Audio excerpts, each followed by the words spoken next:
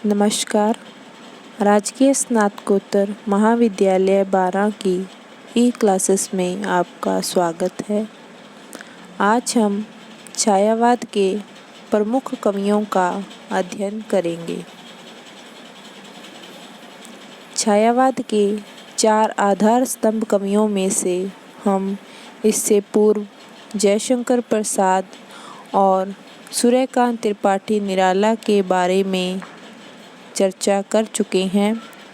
आज हम कवि सुमित्रा नंदन पंत के बारे में जानेंगे। सुमित्रा नंदन पंत का जन्म उत्तर प्रदेश के जिला अल्मोड़ा के कोसानी ग्राम में हुआ था।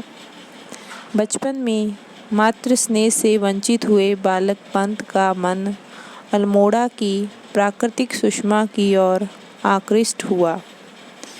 पंत जी की पहली कविता गिरजे का घंटा है। पंत के काव्य में प्रकृति के मनोरम रूपों का मधुर और सरस चित्रण मिलता है। पंत प्रकृति के सुकुमार कवि कहे जाते हैं। पंत कोमल कल्पना के लिए प्रसिद्ध रहे हैं। पंत द्वारा रचित उनकी काव्य कृति चिदंबरा पर इनको भारतीय ज्ञानपीठ पुरस्कार प्राप्त हो चुका है। इन्होंने प्रकृति का चित्रण आलंबन रूप में किया है। मूर्त के लिए अमूर्त उपमान देने की प्रवृत्ति पंत काव्य में देखी जा सकती है। इनके काव्य में प्रकृति सुंदरी की मनोहर छवियां अंकित की गई हैं। ये स्वयं स्वीकार करते हैं कि कविता करने की प्रेरणा मुझे प्रकृति निरीक्षण से प्राप्त हुई। कविता करने की प्रेरणा मुझे सबसे पहले प्रकृति निरीक्षण से मिली है, जिसका श्रेय मेरी जन्मभूमि कुर्मांचल प्रदेश को है। पंत के प्रकृति चित्रण की एक विशेषता यह भी है कि उन्हें प्रकृति के कोमल एवं सुकुमार रूप ने ही अधिक मोहित किया है। सामान्यतः उनके काव्य में प्रकृति के भयानक रूप का चित्रण नहीं है। पंत के काव्य में प्रकृति के यद्यपि सभी रूप उपलब्ध होते हैं, तथापि आलंबन रूप में प्रकृति चित्रण उन्हें विशेष प्रिय है। इसके अतिरिक्त वे उद्दीपन रूप में, संवेदनात्मक रूप में, रहस्यात्मक रूप में, प्रतीकात्मक रूप में, अलंकार योजना के रूप में, मानवीकरण रूप में तथा लोक शिक्षा के रूप में प्रकृति चित्रण करते दिखाई पड़ते हैं। सुमित्रा नंदन पंत की काव्य रचना 4 चरणों में विभक्त है। इनके काव्य का विकास 4 चरणों में हुआ है। इनकी कविता का स्वरूप एवं स्वर समय के साथ बदलता रहा है। ये 4 चरण हैं: छायावादी युग, प्रगतिवादी युग, अंतश्चेतनावादी युग, नव मानवतावादी युग। पंत की काव्य यात्रा का प्रथम चरण छायावादी रचनाओं का काल है।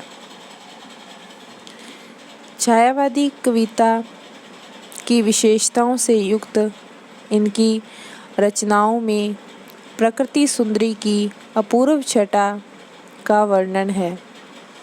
इनकी कविताओं की विषय वस्तु एवं शिल्प प्राकृतिक सुषमा से युक्त छायावादी है।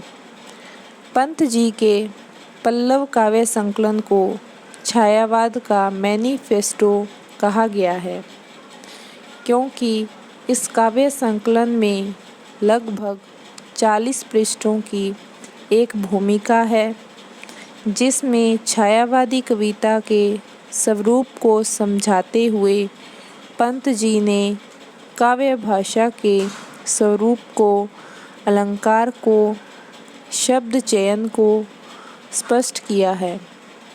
पंत जी शब्द शिल्पी हैं। नाद सौंदर्य एवं काव्यगत रमणीयता के वे कुशल कलाकार हैं। उनकी भाषा में लाक्षणिकता, प्रतीकात्मकता, चित्रोपमता जैसे गुण भी प्रचुरता से उपलब्ध होते हैं। पंत जी के काव्य का विकास क्रमिक रूप से 4 चरणों में समय के साथ बदलता रहा और इसी परिवर्तन के साथ उनकी रचनाओं में भी बदलाव को देखा जा सकता है। पंत जी गांधीवादी दर्शन से प्रभावित थे। पंत जी की काव्य यात्रा अनवरत रूप से जारी रही है। प्रारंभ में वे छायावादी विचारधारा से अनुप्राणित रहे। बाद में प्रगतिवादी कविताएं लिखने लगे।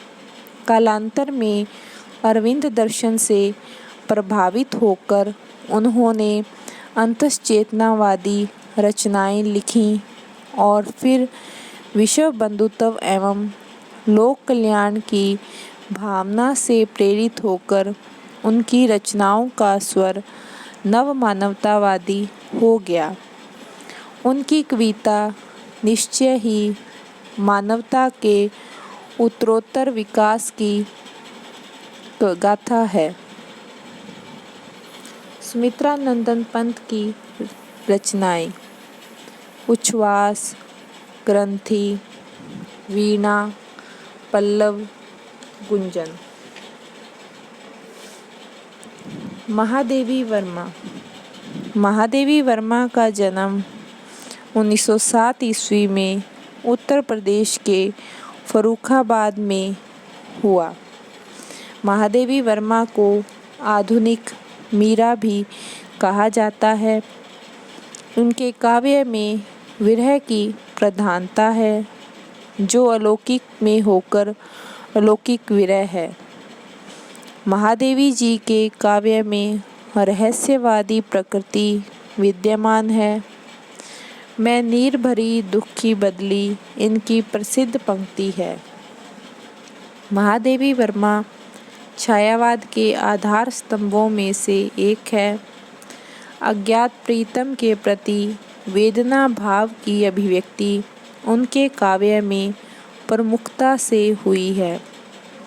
वेदना और करुणा की प्रधानता के कारण ही महादेवी जी को आधुनिक मीरा कहा जाता है। अज्ञात प्रियतम के प्रति विरह वेदना की भावना के कारण ही उनके काव्य में रहस्यवाद की प्रमुखता है। छायावादी कविता में एक प्रमुख विशेषता है रहस्यवादी भावना।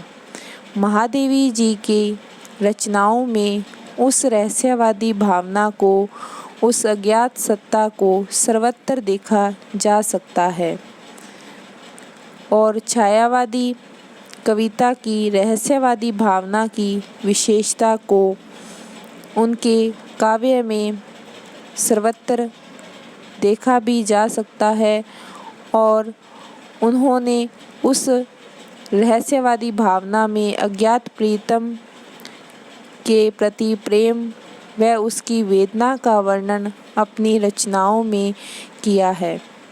उनकी कविताओं में प्रेम की यह भावना लौकिक न होकर अलौकिक है, जिसमें उनकी पीड़ा, वेदना एवं कसक का वर्णन किया गया है।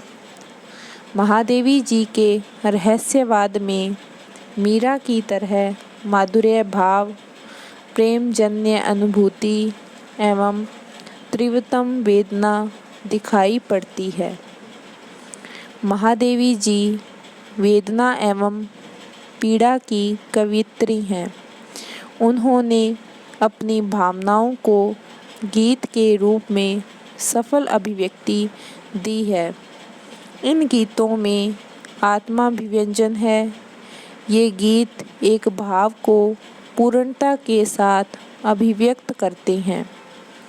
उनमें सहज स्वाभाविकता है क्योंकि वे प्रयत्न साध्य नहीं हैं।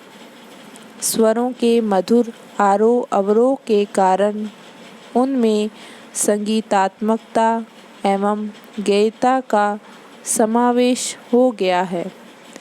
भाषा कोमल, सुकुमार एवं मधुर पदों से युक्त है। निश्चय ही अपने गीतों के कारण महादेवी जी को आधुनिक मीरा कहा जाना समीचीन है। महादेवी जी की कविता में वेदना एवं रहस्यवाद की प्रधानता है।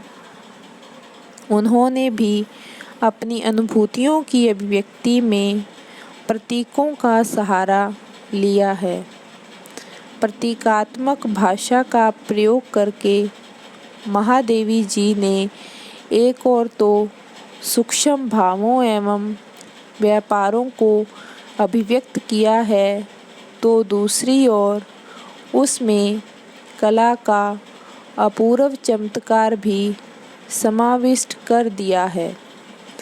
प्रतीकों का प्रयोग करते हुए महादेवी जी ने अपने काव्य में रमणीयता का विधान किया है। प्रतीकात्मकता प्राय सभी छायावादी कवियों की एक प्रमुख काव्यगत विशेषता मानी गई है। महादेवी वर्मा की रचनाएं निहार, रश्मि, नीरजा, सांध्य गीत, यामा काव्य संग्रह पर महादेवी वर्मा को भारतीय ज्ञानपीठ पुरस्कार प्राप्त हो चुका है।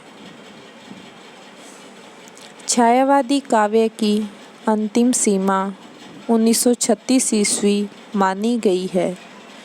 कुछ अन्य विद्वान इस सीमा को 1938 ईस्वी भी स्वीकार करते हैं।